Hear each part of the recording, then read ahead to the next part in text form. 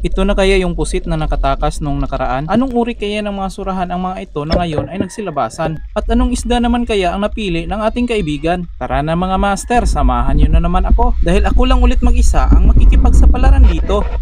Ito na naman yung ating kaibigan. Alam niyo siguro kung ano ang spot ito. Solo dive na naman tayo. Sana may blessings pa rin. At bago natin simulan ang tusukan, kayo na naman ay aking ipagsisigawan. Shoutout kay Jesse Adventures at kay Nolly Gonzaga Gozon from Elevado Sniper. Shoutout din kay Newtons Alabanza at kay Freddy Porras from Iloilo. Mabuhay po kayo mga master at God bless.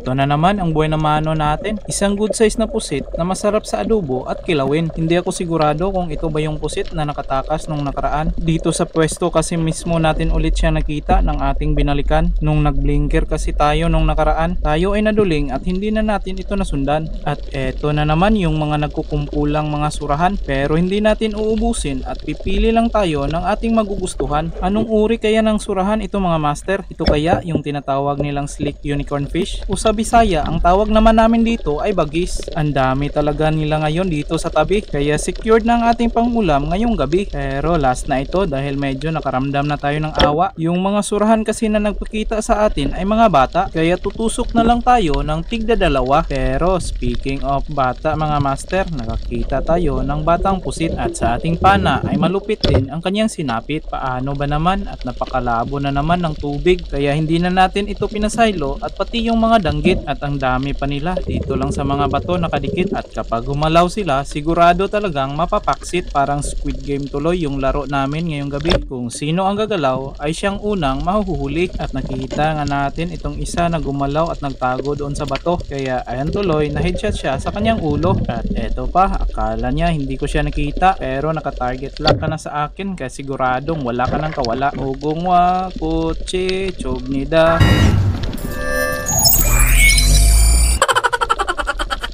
At nakakita na naman tayo ng ibang grupo ng surahan. Parang nagmi-meeting na naman sila dito sa buhanginan. Naghanap pa nga tayo dito sa paligid dahil alam natin meron pa siyang kasama. At paglingon natin sa kabila, ayun, meron pa nga. Pero sabi ko nga ay tigda dalawa muna yung ating tutusukin. Yung mga single ay atin munang papasayluin. Parang kawawa naman kasi kung idadamay pa natin. Wala na ngang partner pagkatapos masaklap pa yung sasapitin. Ayan, may nakita na naman tayong magpartner at yung dalawa ay atin pang na corner. Isusunod sana natin yung kasama niya. Kaso tayo ay ginulat at binulaga. May danggit pa pala doon sa unahan. O diba, Squid Game yung laro natin. Kung sino ang gumalaw ay siya yung ating titirahin. Ugong wa kutsi chognida.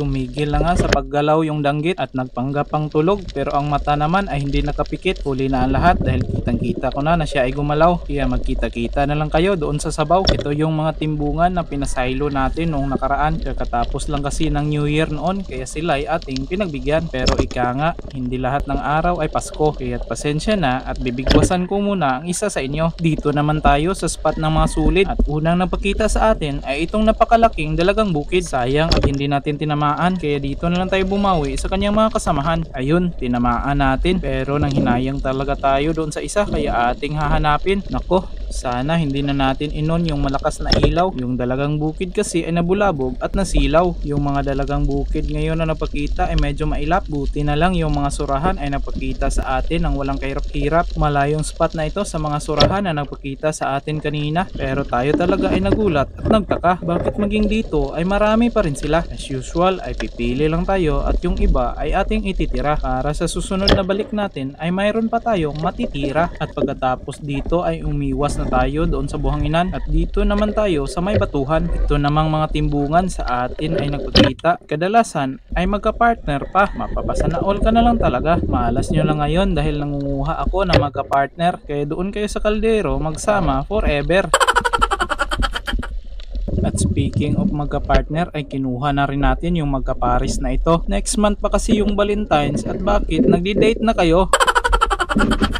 Nagtaka Nagtataka talaga tayo kung bakit dito sa batuhan nagtatago itong mga timbungan. Kadalasan natin kasi silang nakikita doon sa may buhanginan. At pangalawang tusok na natin to, pero sablay pa rin. Pero hindi talaga kita titigilan at ikay aking hahabulin. Buti na lang sa pangatlong tusok ay hindi na tayo sumablay nitong dalagang bukid na maganda ang kulay. Kaya pagkatapos natin siya matusok sa buyot, atin siyang inilagay at nadagdagan pa yung ating barawan. Kinilaw ka sa akin mamaya sa hapunan. Ayos mga master, kahit maliliit ay nakakapuntos pa rin tayo at paniguradong hindi na tayo mazizero. Sa ngayon ay hindi pa nagpakita yung mga mamaw, kaya ito munang mga maliliit na masarap ang kilaw. At hindi lang kinilaw kundi mayroon din tayong pangsabaw, at kung gugustuhin natin ay pwede pa rin tayong mag-ihaw. At may ilang pirasong pusit na rin tayong natusok at binugahan na naman tayo ng maiitim na usok. At sa bawat dive talaga natin ay ito talagang pusit yung una nating hahanapin. Hindi kasi nakakasawa yung kinilaw kahit ito pa yung ulam natin araw-araw. Eto na, nagpakita na yung ating bida. Hindi talaga ito mawawala sa eksena. Ang isdang ating superhero na palagi tayong nililigtas mula sa pagka-zero. Eto pa, may napakaraming pusit pero pipili lang tayo ng isang target. Pinili natin yung pinakamalaki at pagkatapos ay lumipat tayo dito sa tabi. Aahon na sana tayo dahil si Mingming ay naghihintay na. Pero ang balo na ito ay paharang-harang pa. Nangisay siya, akala natin ating napuruhan pero doon sa mata lang pala natin siya tinamaan. Kaya yung balo pabangga-bangga sa may batuhan. Dinakma natin pero ayaw ata niyang mahawakan. Kaya yung isda atin na lang pinabayaan. At ayun na nga si Mingming, naghihintay na ng kanyang parte. Grabe talaga ang pusang ito, napaka maarte. Sa susunod ay sasama ko na ito sa pamamana. Hindi siguro niya alam kung gaano kahirap manghuli ng isda. Kaya ito na yung parte niya, ibibigay na natin. Subukan mong mag-inarte ngayon at malalagot ka talaga sa akin. Ayun, yung una nating binigay ay kanyang inisnaban. Inamoy lang niya pero hindi niya tinikman. Last na lang ito Meng, pag hindi mo pa ito kinain, doon sa laot ka na talaga pupulutin.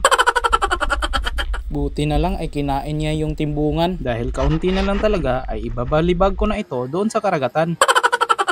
Sana ay nag-enjoy kayo sa ating adventure, at kung umabot kayo sa bahagi ng bidyong ito ay maaaring mag-react, comment at share. Malaking tulong po yun para makagawa pa tayo ng maraming adventure. Maraming salamat mga master at hanggang sa muli.